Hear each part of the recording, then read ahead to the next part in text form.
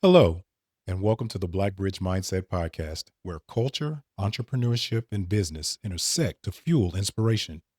This podcast celebrates the power of diverse voices shaping the future of business. So, whether you're building a business, breaking barriers, or just looking for some serious inspiration, you're in the right place. The Black Bridge Mindset Podcast is hosted by your three favorite best friends, Mike, Ken, and CJ.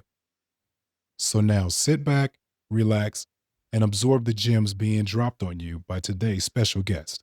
Here we are. I may be going in and out because my internet's acting crazy for some reason. The weather is crazy. I'm going crazy. It feels like a Thursday or Friday. Ken was just talking about how his week feels like it's been busy. CJ, I'm sure you're doing your thing and working out projects and everything else. But there is a silver lining. I had a cleaning lady come today, and I don't know what she was on, but she cleaned the hell out of my condo. Like, I had to leave because I had to get my hair done today, so I left, and I was like, "You do your thing. I'll see you later." I came back, and this was a brand new place. I had to text the place, and I was like, "Whoever you sent to clean my place today, send her next time," because I think she was in here having a good time. The question, look, I know where your mind is going. The question, No, what was no. she on? The question is, what the hell you got going on in that apartment? That's exactly where I was going. Like, the other cleaners have come and cleaned, and I was like, "Oh, yeah, they clean." But for some reason, this place looked like the day I moved in 9 years ago. I was like, "Damn, girl." She killed it.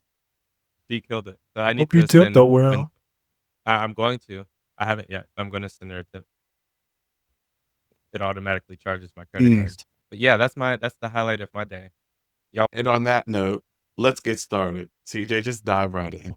Today's guest is a woman of faith, an entrepreneur, a mentor, and a passionate community leader dedicated to empowering others through transparency, resilience, and purpose.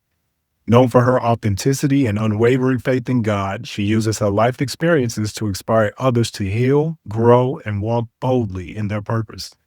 She is a devoted wife, mother, proud grandmother of two handsome grandkings, mentor and advocate for children and women navigating faith, entrepreneurship, relationships, and personal growth. Guided by her faith and a strong sense of purpose, Tysie leads with compassion, integrity, and excellence. Her work extends beyond childcare, as she is a passionate advocate for children's well being and a trusted leader for families seeking quality care, stability, and support.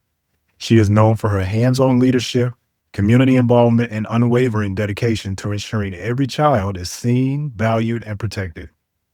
As the owner and visionary of Safe Place and Safety Nest, which is a nonprofit, Martha's Agape Love Childcare, Agape Ruth's Childcare, and Agape Laura's Love Bugs Childcare.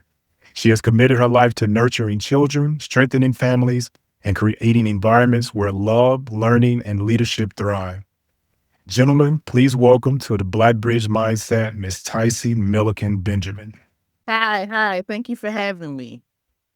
So tell us a little bit about yourself. Who's Tysie? Tysie is a mother of two. My son, Taj, my daughter, Tolorian, and then I have a bonus baby. Her name is India. I'm a business owner. I'm a woman of God. And I'm a very, very fun person. How about that smile? That's the that. And I'm so not a public speaker. So, okay. Oh, don't worry. No one's Neither watching. are we. It's just the four of us. Just the Okay. four of us on the screen. Nothing to worry Okay. about. Can you give us an idea? You just gave us a little background about yourself. Give us a little background about your business and how you got started. So I got started back in 2017. I was working as a federal state court reporter. I had moved to Louisville. I first started off as a cosmetologist. I got bored. I ended up I wanted to go to nursing school, but my stomach couldn't handle it. So the next top high paying job that I seen out there at West Kentucky Community and Technical College was court reporting. Didn't know what it was. Anyway, I signed up for the class. I ended up liking it. I left there, graduated from there, and went to Louisville, Kentucky, where I had the option to go to Louisville or Cincinnati. So I chose Louisville because I'd never lived anywhere outside of Paducah. So I chose Louisville. I landed a job at a court reporting firm there. I stayed for 12 years. Yeah, 12 years. And I ended up opening my own. So I ran under Millennium Court Reporting Services for maybe like 10 years until my youngest daughter graduated. And so after that, I became an empty nester. And so I was like, okay, God, what do I do next? Because the only thing I know that I never failed at and I completed was being a mother. And so I was laying in the bed, 5:25 a.m. I heard God say, childcare. And I'm thinking, no, I'm not doing no childcare because basically I've raised my children. I'm supposed to be on the beach in Jamaica paying and tipping men to tell me how beautiful I am, listen to their accents. And so I said, okay, God, I give you 48 hours. Who am I to tell him? But I said 48 hours. And if this is what you meant for me, you'll wake me up and you'll let me know. 48 hours later, same time, he said childcare. And I'm like, okay, God, for real. So I said, I know nothing about it, and the Bible says whoever he calls, he qualifies. So started doing that. I opened my first one in Louisville, Kentucky. Won't go into it, went sour. And so I was on Facebook one night, just, scrolling, and everybody was talking about childcare, and how there was just, a desert here in Paducah. And so I'm like, okay, but God, I'm not going to move back to Paducah because that's not what I want it to be, And so I ended up coming down. I said, I'm going to give it 6 months. I kept my apartment there. And I said, I'll give it 6 months and then I'll come back. Got here, started making money, couldn't go back because, it's just like a newborn baby. You having a baby and then passing it on to somebody else to breastfeed. Don't work. So here I am, almost 9 years later in Paducah.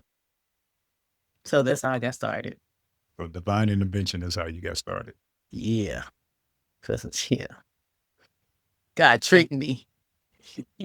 Well, you're doing some great work. Correct. Thank you. So yeah. Can you give us an idea before we get into some more deeper questions about your business? Can you give us an idea where you came up with the name? Because I felt like I was, I don't know, spitting out chiclets trying to get the words out. You got 5 businesses, and all of them are Agape. All of them are Agape. Agape is the highest love that Christ has for us. And so everybody that really knows Tysie knows that Martha was my heart. That was my grandmother. She transitioned. I don't even know the year. I block it out. But I named it Martha because she was love. She was love. Chris knows. She loved everybody. She fed everybody. She made nothing out of something, And so Agape, she was love. And that's where my first business started with Martha. And in every one of my businesses, it has Agape in there, of my childcare centers. It has, out of the 3, all 3 of them have Agape in there. So all 3 of them are in Paducah? All 3 of them are in Paducah. And I also have, the nonprofits, but of course, it's nothing with Agape in there. It's just my businesses. So how did you feel when you were getting started? You got this calling to do this thing. Were you, like how did you, what was your first step? Like what did that look like on day one? Overwhelmed. What I did first, I went and I volunteered at a childcare center in Louisville. I kind of liked it. I knew what to do because, like I said, I've raised 3 children. So, but I knew that there were rules that I had to go by. And I've always had the gift of help. I always wanted to help some kind of way, whether it was protecting, whatever, fighting, arguing, or what. Back up, let me have it, So, yeah, I was just like, okay, God, what is it I'm supposed to do? Because, I didn't have the the knowledge to do it. And so I started Googling, and I know that my job there was like coming to an end. I was sick of the attorneys. I was sick of, the videos. I was just sick of it all and the stories, and it kind of got to me. So I just wanted to do something different. So it involved children. As you were getting started and you were Googling, on how to get started, as I understand, there's a lot of regulation, right, when it comes to opening and running a daycare. So can you Mhm. talk about how you figured out what it is that you needed to do? If I remember correctly, there's a ratio, right, between the number of workers that you need to have to the number of children that you have in your daycare. So can you tell people how you kind of worked through all of that and figuring out what you needed to do in order to, make your business viable and then turn it into something very successful? So in order to lead, you have to follow first. And like I said, I volunteered at a couple of childcare centers. And then I had a lady tell me that I needed to take the class because I'm a hands-on person. You can tell me what to do all day long, but it still doesn't stick, you know? And so I came to Paducah. I got in touch with a lady named Lisa. I forget her last name, but she was a jewel. And I took that class. And that right there is what gave me, all the literature, the knowledge, everything that I needed for the center. But they don't teach you, it's a lot of things that they can't teach you inside the class until you get started in the business, trial and error. So I had a wonderful mentor, Katrina Clyburn. After my business there went sour, and I ended up having to close it, shut it down, partner ran out with my, with the desk and different supplies or whatever. And so I ended up getting my money back. And she was like, okay, well, Tysie, I'll teach you the correct way. So she gave me the steps and the things of what I needed to do, as far as the ratio. She taught me about ratio, of course. She taught me about just the ins and outs of the business, and today I'm still learning. So because every day something changes. Something changes. So yeah. But Katrina Clyburn, she's the GOAT. She got me going. Shout out So Trina. what word was some of the steps that you took? Like, are there certifications you need to have? Is there something outside of this class? What I guess legal issues that you crossed? Like what things did you have to do from a legal standpoint? Well, first of all, I had to get my record expunged. That's important. Yeah. So anybody's looking to make sure your record is clear. I didn't have any child abuse, neglect, any of that, but I was one of them. I was a YN back in the day. So yeah, I was one of them. And so it was just a lot of charges. So I had to get all of that cleared. I had money that I saved, and so what the business that failed, what it taught me was, you use what you have.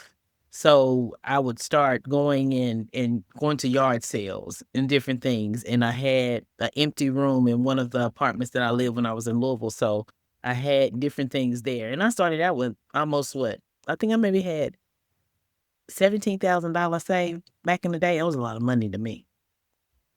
Absolutely. And so when I had that saved, and so I think I used maybe 15,000 of it.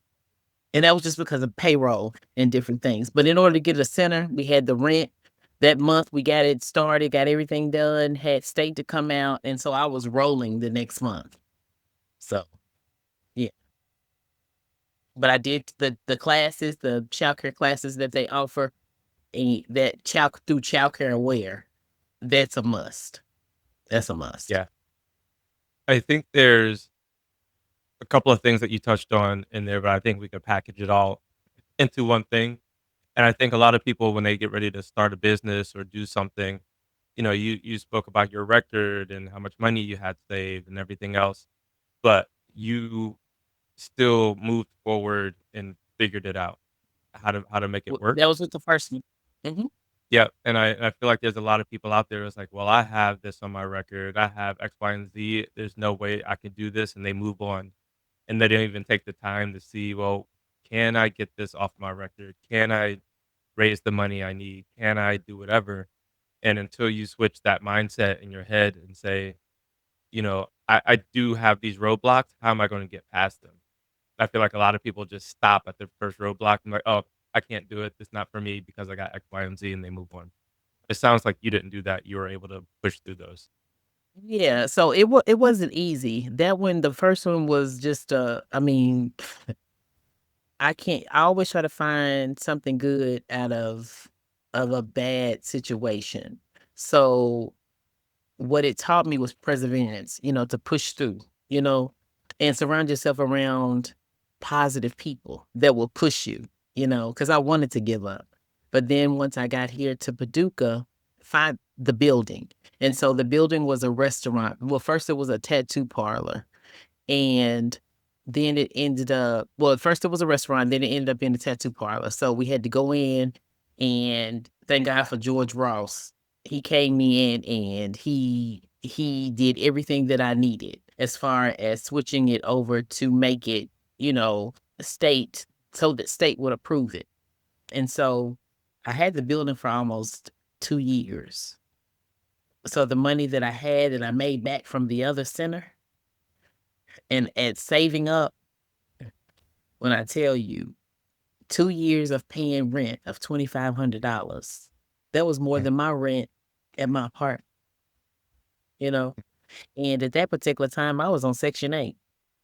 So it was overwhelming, and it wasn't nobody but God that carried me through. When I tell you I was down to my last $250 to my name, I exhausted every credit card I had. I exhausted everybody was tired of giving me. My son pitched in, he gave me money. My daughter had just got a little something from the attorney's office, settlement. She gave me money. Like, we were just in it, in it together. My son, Mama, you can't give up now. You can't give up now. I was exhausted. I even picked up a little job at a warehouse in Louisville during Christmas and they paid, I think it was like $18 an hour. And so I worked and worked until they messed it up for me. Messed it up. But, I worked enough to get the money to do what I needed to do. So, yeah. And the first couple of months, my workers, because the state, it took almost like maybe a month and a half for them to start processing and sending money and doing what they needed to do, and the kids on the portal and different things, because I didn't have, I had some parents that paid out of pocket, but what I targeted, my heart was going towards those that were like me, single parent households, people that really needed childcare, that couldn't afford, to do it. So that was my target. And that's what delayed a lot. So perseverance is definitely the definition of your story. Mhm. Once you got things settled with your first business, what made you branch out and open two more? Like what did you have the same hurdles getting the other two started, or were things easier for you now since you have the experience? So for myself, the way I came up with the other two is because it was prophetic. I had a prophet come and tell me that you would have 3 childcare centers. And I'm like, who? Because everything that I went through with this first, and I don't want to do it again. It's almost like home ownership. I don't want to go through that again, And so I think, how long did I think I had it 2 years, 2.5 years. And so the prophet that told me, gave me the prophecy, she said, it's time for your second one. And I'm like, oh my God, I'm just not catching my breath, And so I started the paperwork, I looked for a couple of buildings. It just so happened it was a buy here, pay here center. And it was empty. And I'm like, okay, it was on Park Avenue, the corner, great location.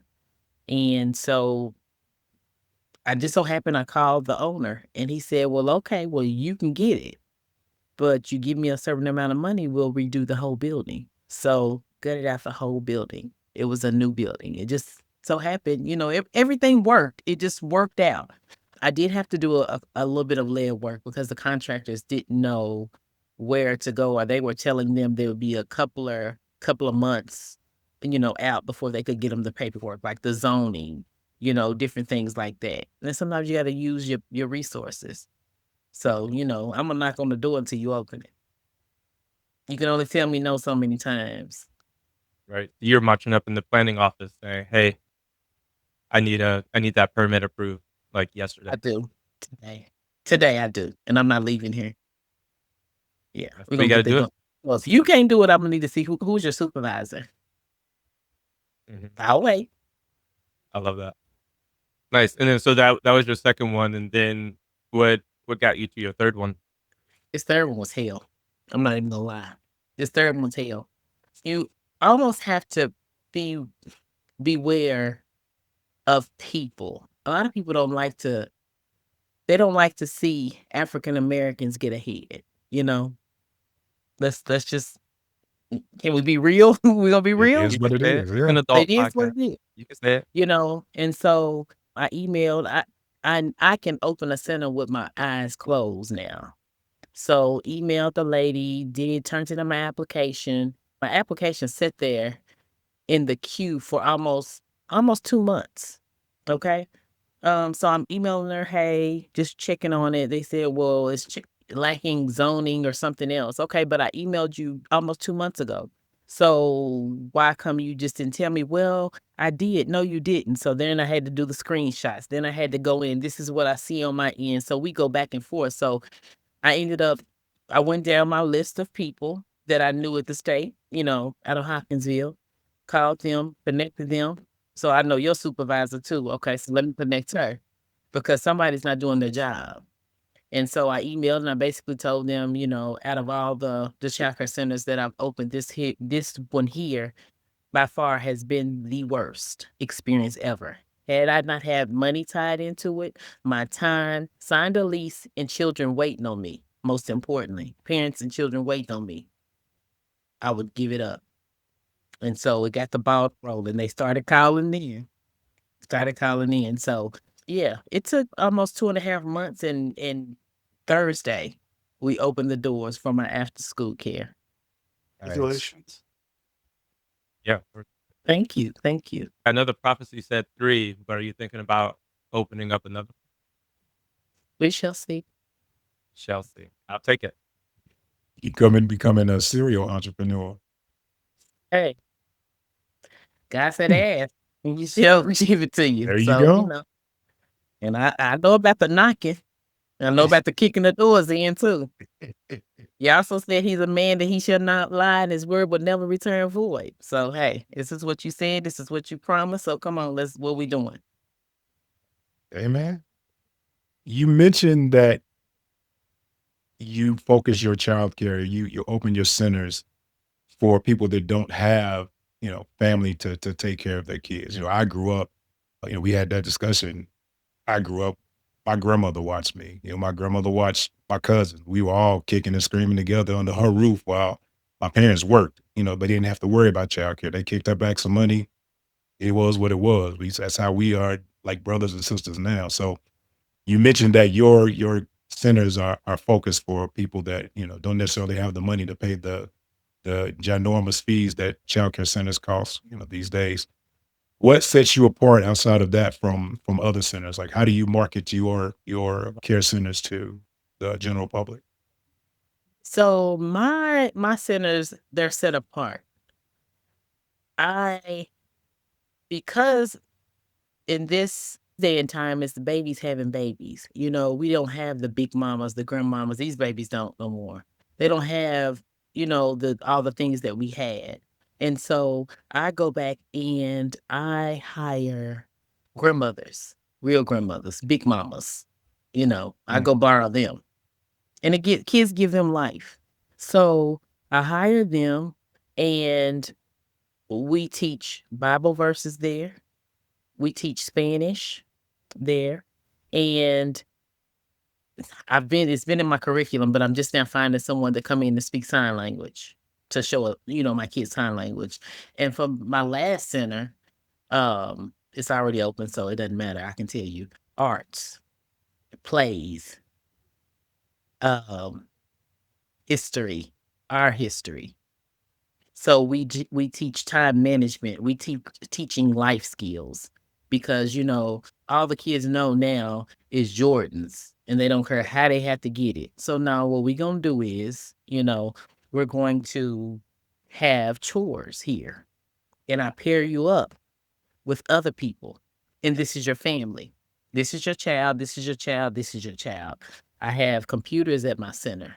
I have 5 computers for the children. My capacity is 40 per shift, and I am a 24-hour center for all 3 of my centers. Okay. Oh, And so we're teaching life skills. The ways that we have. One, we pay the water bill. I'm taking them to pay the water bill with me. I'm taking them to pay my rent with me. I'm taking them to pay Atmos Energy, because these are all the things that we need in order to live. So this is the money that I have. This is the money that I made. Because sometimes, I don't know. I know me. I've had more bills than I've had money. And I've still had to make a way. So what we going to do? Which bill's going to go with that because you going to join? So what we doing? So I'm teaching my young men life skills. And like I said, I even talked to Chris the other day. I'm having people to come back. Because they only see where you are. They don't see what transpired to get you, where you are today. So all the things that we had to go through. And, I tell them all the time, you may see my glory, but you don't know my story. Everything that I had to go through to get where I am today and the things that I still fight. So that's what I'm teaching for my young, because that's our future. And a lot of them don't know. When I asked one of my babies who was Barack Obama's wife, and they couldn't tell me. I asked them who was the first Black president, one of them. They couldn't tell me. That's a problem for me. So we're going to go on all the way down through the roots. We're going to go on down yonder, and we're going to learn everything because we are the reason we are today. so each center has a different focus. Is that what you're saying? Each center Did I has hear a that different. right? Mhm. So is it how do you? I guess there's no busing situation, so parents choose which one they want to take their kids to, or is it all set up by age, or like how does that work? So my first one is set up from 6 months up until 12, 13. Okay. So it's a variety. And it's basically for when you have parents with multiple children. You don't want to go to this one, whatever. So it's a one-stop shop. My second one is for infants, toddlers, and then up to 7 years old. And so after that, they have to go back to my other center. And then, I'm sorry, my third one is for 7 up to 13. So yeah. So we're not doing any babies. We're not doing any toddlers. We're not doing none of that there. What made you decide to do 24 hours a day? Because when I was a baby, even though my granny kept when I was a teenager, even though my granny kept my child, I had friends that didn't have sitters, and a lot of people work overnight. And so I was doing it's licensed for overnight. Do I have it now? No. During COVID, it shut everything down because everybody doesn't want to work. Nobody wants to work anymore. So I have to have a certain amount of children to even make it make sense before I open the doors. But yeah, you get your group of girls, y'all want to go to the club? Give me 10 cheering. We're going to open for you. That way you know that they're safe and they're taken care of. And most importantly, they're fed. Because, even through Very COVID much. right now, with the the younger generation, they want to give them some cereal or, get you a thing of McDonald's or let you have some chips and that's dinner. No, we're going to eat. We're going to eat. I fed all of my families through COVID. We did sack lunches. I made sure they had cereal, they had snack, they had dinner, and they had lunch. So nobody goes hungry. One thing they'll never be able to say about Agape is the children are hungry. Or they go out of there looking any kind of way. Because there's plenty of mornings that I go to Walmart and I have to get gel. I have to get clothes. I got to get underwear. I got to get all those things. No Child Left Behind on my watch. We're going to slick you on down and we're going to blow here, and we're going on out the door. Brush. Let's go. That's that grandmother in you. All the Let's Vaseline. go. All the Vaseline. Better be glad he's not mine because I, duet. No. Come on, let's go. Let's go. Brush teeth. Come on, let's go. Brush your teeth. Let's go. I remember So those it's- days. How do you handle that from like a business perspective when you have to do that and you go to Walmart and you buy these things? Are these expenses that you can expense to the business, or does this come out of your own pocket? Both. Yeah, Ken is leading into a question that, is in the back of my mind, and I know it's in the back of a lot of others' minds. So if you have a business where you say, come as you are, pay what you can, how do you turn that into a business? How does that become sustainable? Like, do you have donors? Do you have, like, how does that work for those of us who don't understand? Most of the children that come, they already have like CCAP, and that's assistance from the government. Okay. Now, when they run short, then that's when I waive it. But I've given people tuition for. I mean, I've lost more money than I made, but I know God provides. He's never left me. He's never left me. You know what I'm saying? I've never had to just. I haven't went under. I've not went under. So it kind of balances out, And so, I had one young man to come and say, my children go there, but they gave me $4,000 on my card for childcare. Miss Tysie, here, I'm going to sign it over to you. So, you get blessings just about everywhere, So one thing I don't never worry about is no money. I ain't worrying about no money. I'm never going to worry about being hungry, and I'm never going to worry about being without shelter.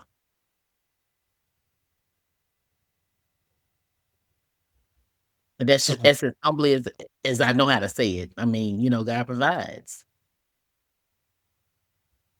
So we know how you got started. Mhm. We know how you are very hands-on with your centers. Let's switch a little bit to me being, 17, 18-year-old young person. And I feel like, I have the same qualities that you do. I'm a people person. I'm good with kids. I maybe I don't want children, but I want to help. What is one of the first things that, outside of getting their education, what is one of the first steps that person should take to try to open a center? Like, is this class that you mentioned, is this a universal class? Is this just something that was offered locally? What things should they look for? Where should they turn? It's offered by West Kentucky Community College. Anywhere in the college, like Louisville has them, like each region has the classes. Childcare Aware will come out and they will walk you through some things as well. But So this is what I something would, that's probably existing across the country. I know Kentucky, Okay. I know, and I think maybe Ohio. I don't know. But the first thing they need to do is they need to go in and shadow. Because, a lot of people say, oh, I'm going to open this business because she's making money. She's got this and she's got that. No, it's not that easy. It's not that easy. And first of all, and another thing, before you open a business, you need to know, is that your calling? Is that what you're called to do? Because you got to love what you do. Because, it's been, and I had a meltdown yesterday. I had a whole meltdown yesterday. I didn't have the capacity to deal with anything. So everything that I've taught you all, y'all gonna have to make the decisions and make sure you make the right one. Because you can't continue to keep calling me. I can't be babying you all. I've given you all the tools. Use it. Because right now I am in distress. Like I'm having a whole meltdown. I'm just dealing with just everything. Life. Life was just lifing yesterday. And so, I was one of those. I went in and I just sat at this lady's feet and I absorbed everything that I could. And then you can also call the state line. I mean, the state number. You go make connections when I go to different, what do you call them? Workshop. where you have to go Networking? network. Yeah, for networking. Just the different classes, leadership classes, all the different classes, autistic classes. For autism, they have all sorts of classes. They have classes in Lexington that you can stay for 2 days, Louisville 2 days. Like there's classes everywhere. And I'll pack up and I'll take my staff. Because even some of my staff has never been outside of Paducah. They've never stayed in a nice luxury hotel, a Marriott.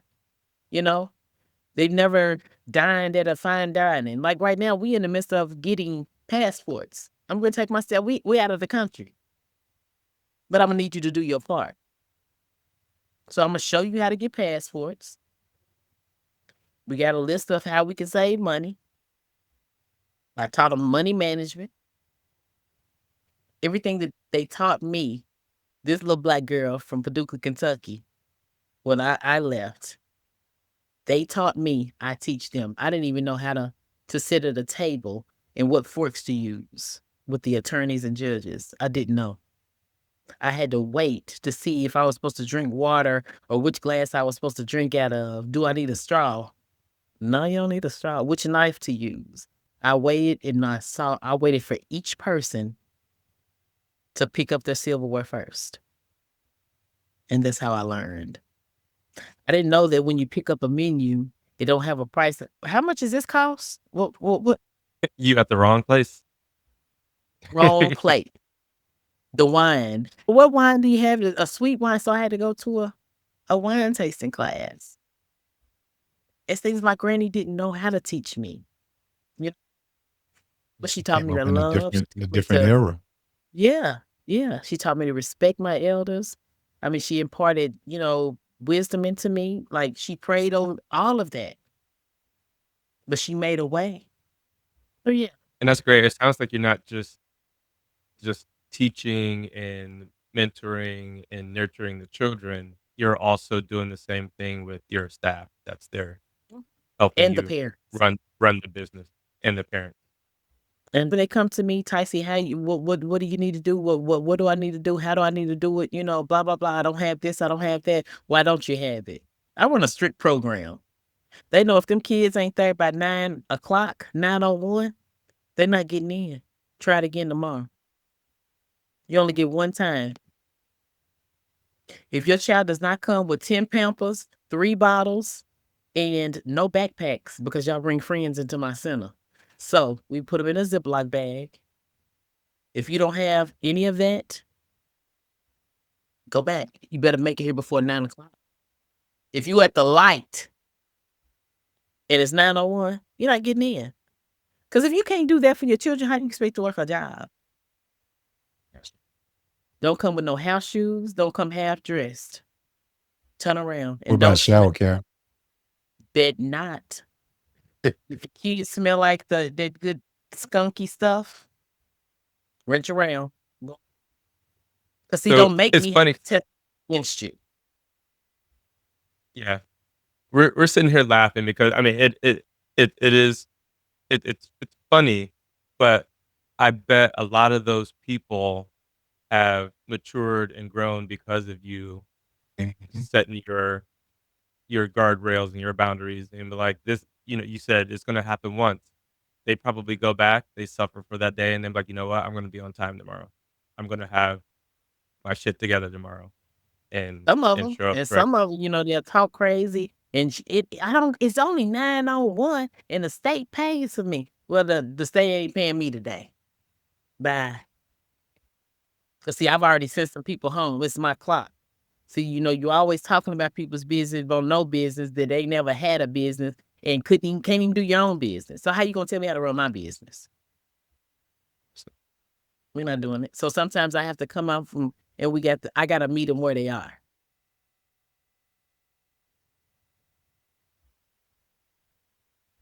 How do you, since you have your 3 centers, how do you set pricing?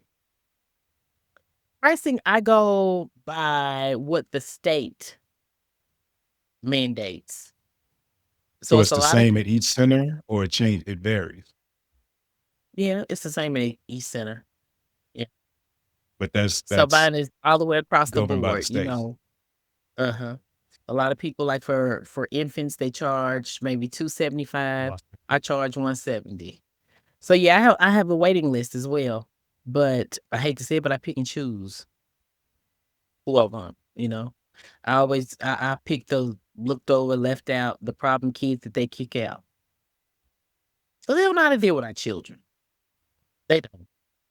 Everybody doesn't get gentle parenting, soft parenting. Now, Sally, get over there and sit down. Miss Tysie wants you to get down. Sit down, please. Sally, get over here and sit down. And now, Sounds because familiar. sometimes you don't even have to do that. You can just look.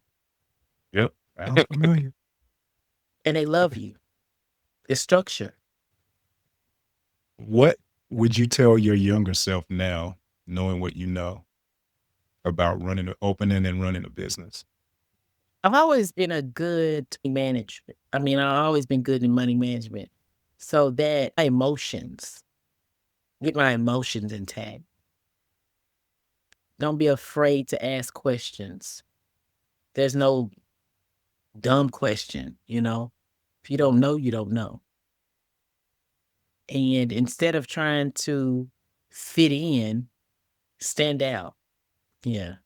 My problem when I was younger, I wanted everybody to like me. And it wasn't up That's everybody's problem. until about probably like 7, 8 years ago. Everybody's not going to like you, no matter what you do. So now I don't care. Can't wait What to go would to you say is Paducah. I want to hang out with Tysie. We're going to have a good time now. We're going to have a good time. We're going to laugh and we're going to have a good time. that's guaranteed?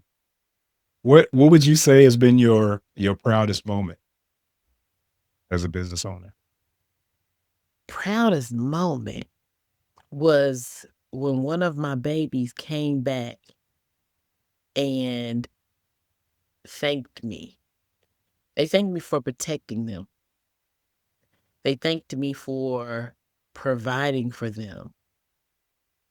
They thanked me for answering phone calls, and not allowing people to tear them down. So that right there made it all worth it, because, they grow up and they go off and they do whatever they want to do, because this particular person, this baby, Love Bug, I call him Love Bug. Everybody else had gadgets, whether in our community, first thing we want to do, we're hood rich. We go buy Jordans and we go buy, iPhones, the latest iPhones. And that's what, makes us somebody. So this baby, he didn't have it. Straight A student.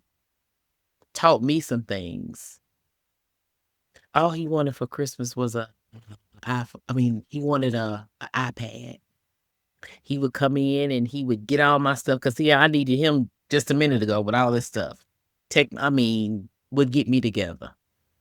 Set up all my stuff.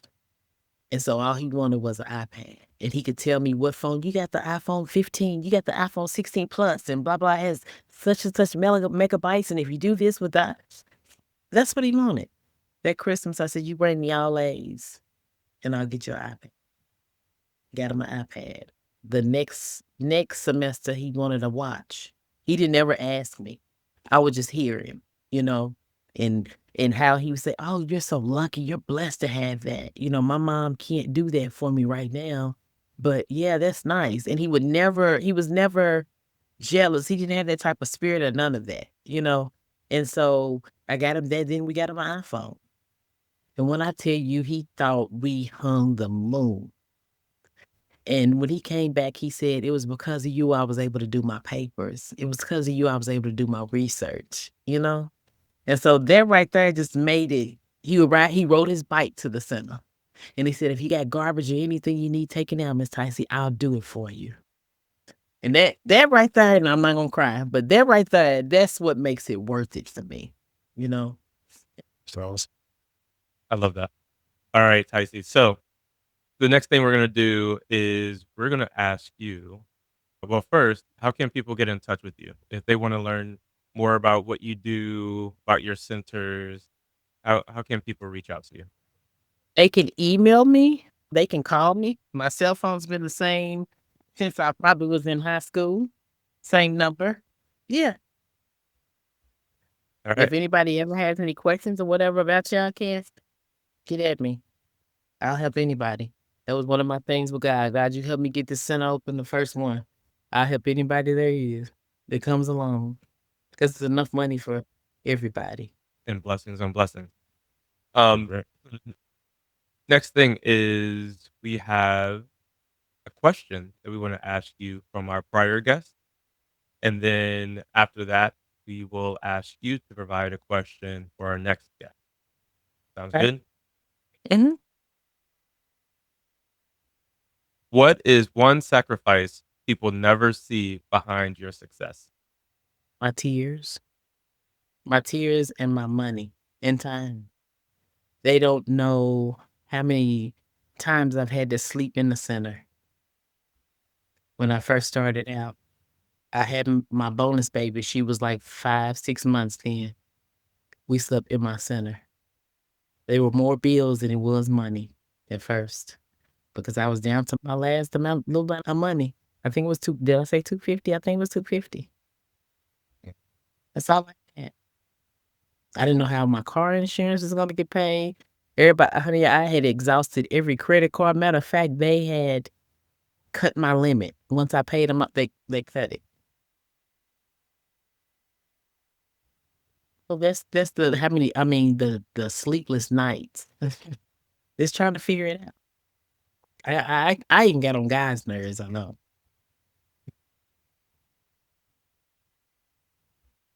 Sounds like you have a true entrepreneurial spirit and one that is open to giving back and helping others and putting them before yourself.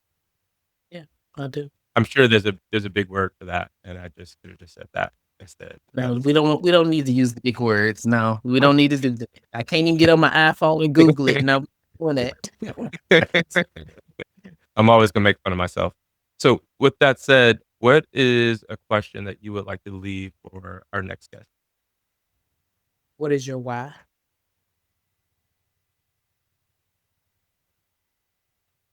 What is your What why? is your why? And I say that I've heard because, a lot of people say, it looks like they making a lot of money over there. She's doing this and she's doing that. But is that, why are you wanting to do it? Is it to do? Of course, everybody wants to open a business to make money. Okay. That's one of the main reasons. But are you doing it because this person's doing it, and this is, but just because I open a childcare center and you open one and I just take off and you don't, what is that the only reason you did it? Do you put money back in your center? Or are you just doing it do you really genuinely care about the children? Or whatever business it is that you're opening. Do you really care about that? Are you willing to put the countless hours into it? Yeah, I don't know if What's you your guys have heard it, motivation? but what is your why? And then people have said like you should ask yourself why like 5, I forget what the number is. It's like 5 times, 6 times or something like that to get to your actual why. So it's like, why are you doing this? Because I want to make money. Why do you want to make money? Because I love living freely. Why do you love living freely? Because I love to travel. Why do you love to travel? Because and you keep doing that until you get to the end, so you can't really answer the why anymore, and that's typically like your big why. Like you're doing all of this because of this reason, not because you want to make money, not because you want to travel, but because of this. Yeah, I don't know how to transition from that, but I just thought about that when you. I always told Um, God, I said, God, I don't have to be a millionaire, but I want, if you would just bless me with enough to help your people. It's not about me. Help your people. Because if I help them, I know you're going to take care of me. And then, once you make the money, you get the money. Do you have the wisdom to keep it? mm, Because yes, just because yes, I you do. make money, you see a $20,000 check come in, you still got to pay your Mhm. bills. It looks good in your account, but it's not yours. You got to take that. Sometimes you leave it sitting there as long as you can just so you can see it. Baby, on the last day. On the last day, yes. And then, be careful who you go into business with.